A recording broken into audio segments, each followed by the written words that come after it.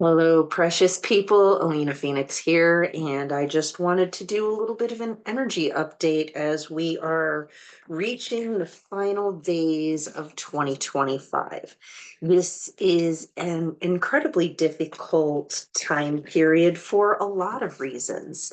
And I've been noticing quite a few people on my feed and in my light worker groups who are actually experiencing heart issues on a physical level, multiple heart attacks, multiple episodes of racing hearts and low heartbeats, and all kinds of things that are affecting the heart right now. And this in my life has been showing up much more on an emotional level than on a physical level. So that might be the case for other people as well, because I've also noticed in my feeds that this has been a particularly difficult holiday season. And if the only thing that you've done is gotten through, that is okay. Because right now we are in the final days of a 9 year. And that is all about bringing cycles and patterns to an end, reviewing the lessons that we've needed to learn from all of these things, figuring out what is it that we want to leave behind as we're going forward into the new year, which is a one, and that's all about new beginnings for 2026. The 2025 year was also a year of the snake, and it is all about weeding out those snakes in the grass, shedding our old skin, those things that we have outgrown. And now we're moving into the year of the fire horse for 2026. And that is, again, in the Chinese astrology, that is a signal of intense and dramatic change. So, as I am wrapping up this new year, and we are wrapping up this old year, and we are in the liminal space in between the final holidays of the year, it's kind of a really good time to rest and to hibernate. So, if you can, really double down on that self care right now. It's not the time to be doing shopping. It's not the time to be doing deep cleaning. It's not the time to be doing a lot of big physical activity. It's the time to rest. This is the time that nature and Gaia are calling us to turn within and to pay attention to what is arising in our hearts and to really give honor to our physical bodies and do what we need to move forward into this new energetic season. So I'm going to do a little card reading here from my Prism Oracle deck. What is it that we need to know right now as we are ending 2025 and moving into 2026? This is going to be a general check-in, energy moving out, energy moving in, the lesson that we're learning right now, advice from our higher self, and the outcome of this period in our lives. So here we go. Energy moving out is isolation. Isolation is the energy moving out. This feels very personally relevant as I have just completed my move to my new space in October, and then November and December holiday season have been just roaring and rushing right on through. I've been spending a lot of time by myself.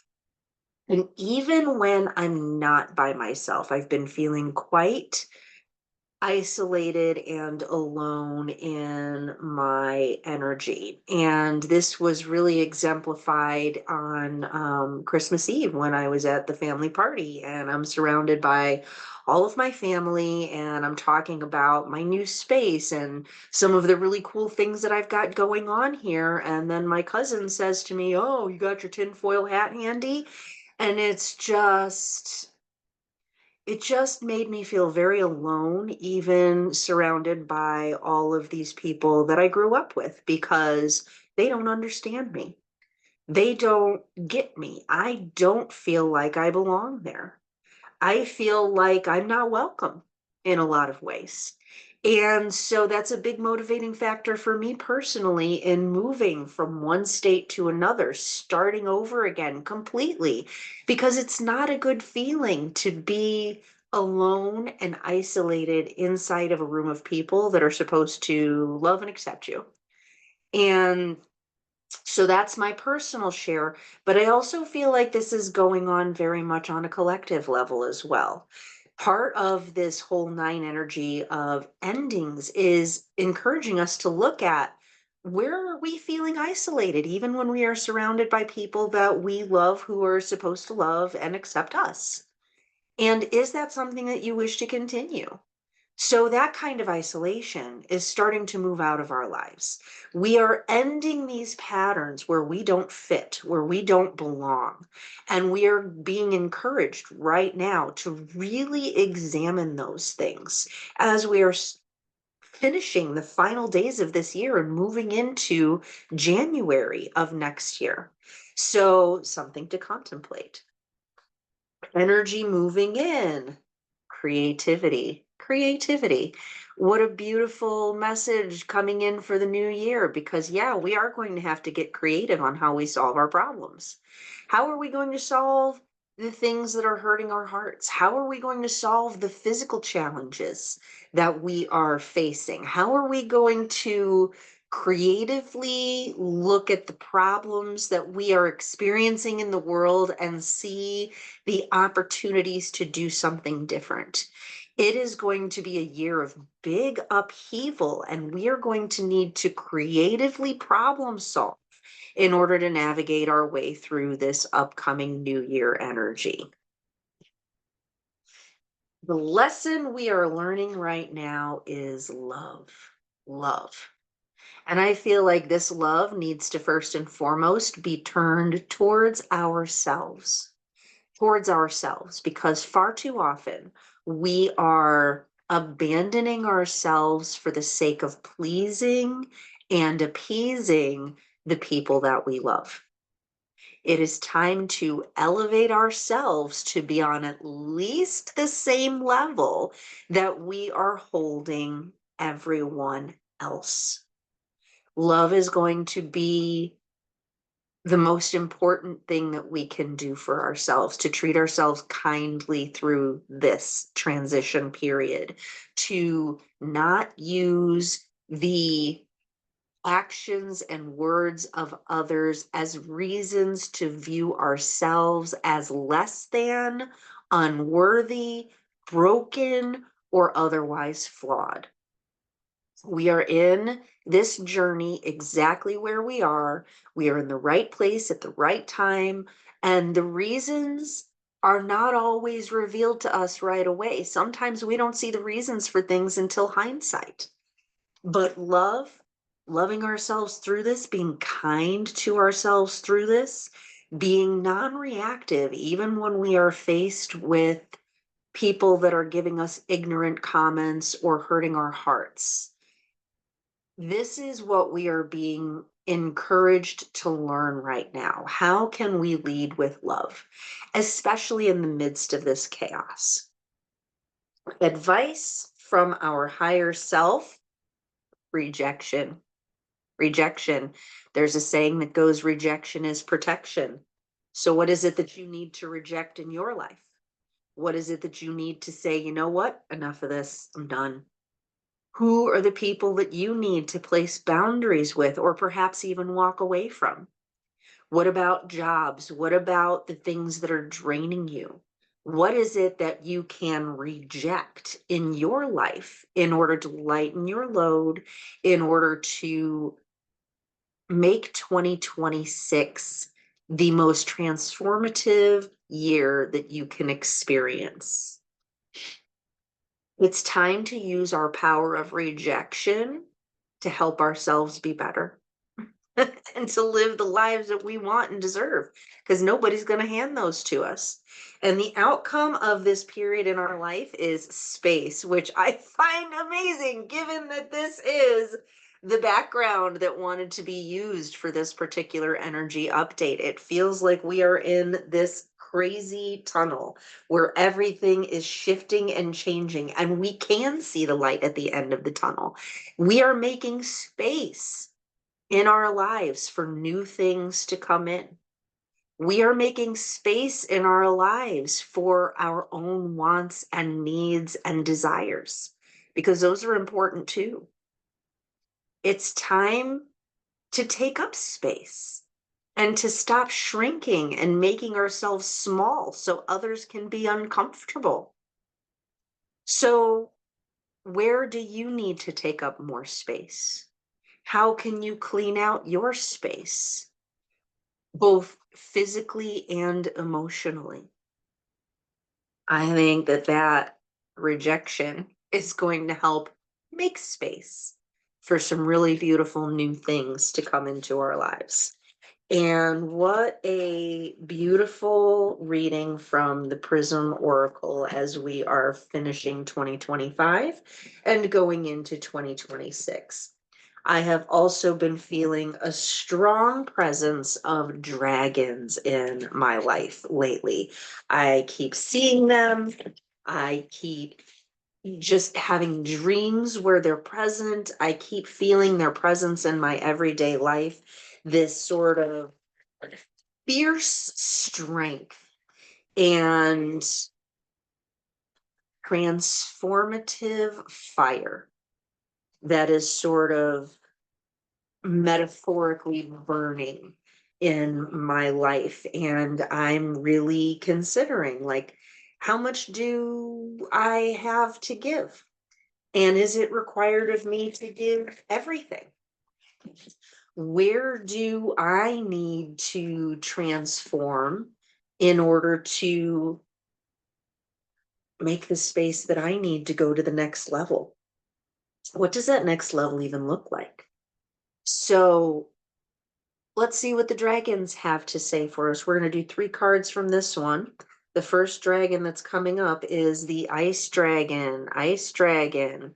And the 3 words here are definition, nuance, and precision.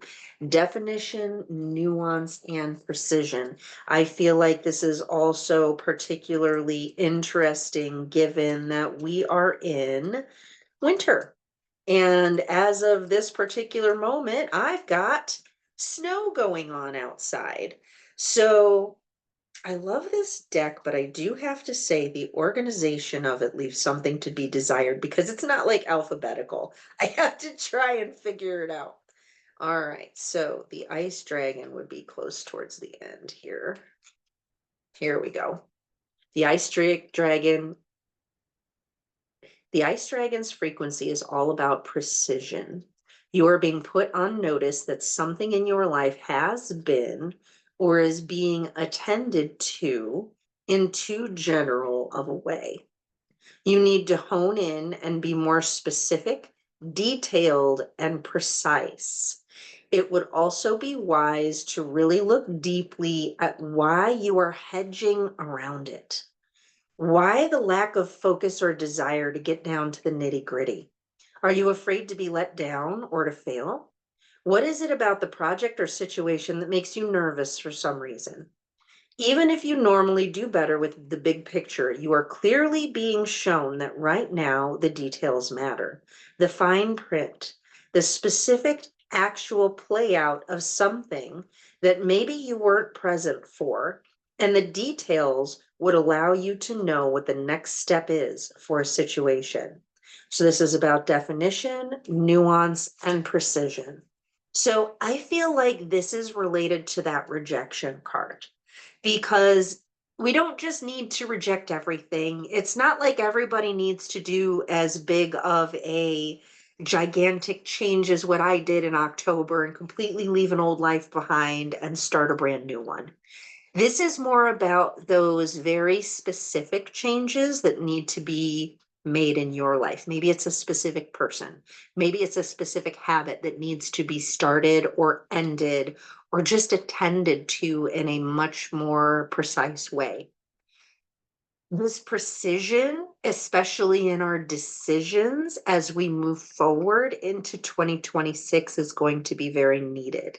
And It's important to incorporate that element of creativity with our precision because sometimes when we're looking at that big picture, it's not that a big change needs to be made. It is a small, creative, precise change that can be the catalyst for something very, very large to happen. And I feel like that's the message coming through from this card. The next card coming up is the Diamond Rainbow Dragon, the Diamond Rainbow Dragon. And that is particularly aligned for me because I've been seeing the rainbows and the Rainbow Dragon. Like I hadn't even talked about that. And the three words here are inversion, doorways, and possibilities. So the Diamond Rainbow Dragon. Where's the rainbow dragon? So let me see if I can find the diamond rainbow dragon. So I know that I work a lot with the rainbow flames.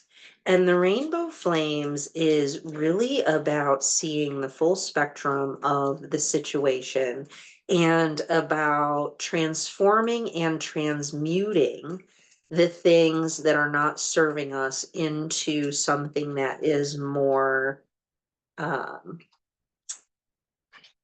more beneficial and benevolent to our being. Okay, so where is this? Here we are. And the word for the diamond rainbow dragon is freedom. If the diamond rainbow dragon has stepped in for you today, there are some exciting openings happening for you right now. They can be on many different levels, but whatever arena this energy is entering, you can be sure that the doorways are opening and things are moving forward. It may be time to see the true reflection of things. Most of our reality is, in actuality, a perfect inversion from the truth. Can you allow yourself to open your vision and heart wide enough to embrace the truth that is being revealed? Let yourself through the doorway into the unknown. You may not recognize the amount of color and brilliance on the other side. Open to the endless possibility. True freedom awaits. I feel like this inversion is speaking to so much of the inappropriateness that is going on in our society right now. There are so many things that we are being told and taught on so many levels that are absolutely the exact opposite of truth, especially in the realms of health, in the realms of governance, in the realms of religion. Like there are so many falsehoods, even in the truther community, that are being put forth as in you're just supposed to unquestioningly accept and follow along with whatever it's being told to you. I would encourage you to look at things with a skeptical eye. I would encourage you to learn how to tune into your own discernment and figure out what is exactly right for you, because something that's right for someone else is not necessarily right for you. It's not. And what makes them healthy might make you incredibly sick. What makes sense to them might be completely the opposite and wrong thing for you. That doesn't mean that it's also wrong for them. Let them have their truth, but your truth matters. And what's right for you matters. And the things that are aligned with your soul matter. And it's time to stop playing games in following the crowd, in trying to be part of these bigger groups when those groups are not resonating with our heart and soul. It's time to look into the unknown and step forward into uncertainty and understand that when we leap, the net will appear. It's a time of tremendous change, personally and collectively. And 2026 is going to bring a lot of things into our reality that we are not expecting. Final card here, the Eye of the Dragon, the Eye of the Dragon. And that's about healing, testing, and challenge. And I know I just saw this one. It was like one of the very last cards here. And this one, the word is vulnerability. When the eye of the dragon is upon you, there is nowhere to hide. What are you trying to hide from or avoid having been seen in your life? Have you drawn the eye because you are ready to be tested? If the dragon were to test you, what would be your weakness? The first thought that comes in is what your challenge is at this juncture in your life. Once you have clarity, the I can then be used to quickly move through or release things. It is one of the greatest gifts to be drawn into the dragon's eye and receive a very deep clearing and healing. If you do this, pay attention to which dragons have presented their eyes and are inviting you in. This will give you even more information. It may be wise to go back and reread those dragons' cards. You may also simply need to allow yourself to be more vulnerable. Well, the eye of the rainbow dragon and the eye of the ice dragon are the dragons that are stepping forward for you to be seen in their gaze. Where do you need to be more precise? Where do you need to be more free? Where do you need to be more creative? What do you need to reject to be in alignment with your own soul and your own wisdom? Sometimes what we need to reject are the stories that we're telling ourselves about what we can and can't do, where we are and are not good enough. So, I mean, all of this stuff is very personally relevant for me. I'm definitely going to sit with this for a while longer and see what comes up. Going to do a little journaling. And I feel like a lot of these things are very personally relevant to the offerings that are in my heart to bring forward and that I have just brought forward as of the end of this last year. The innate communication course. For those of you who are having a difficult time figuring out what's right for you, what's not right for you, why is this working? Why is that not working? What is even working? What is truth? What is not truth? What is aligned with me? What is not aligned with me? If those are questions that you have, then the innate communication course will help you answer those questions. Not because I'm giving you the answers, but because I'm teaching you how to get those answers from within yourself for yourself. Because what's right for me is right for me, and what's right for you is what's right for you. So I encourage you to check that out on my website.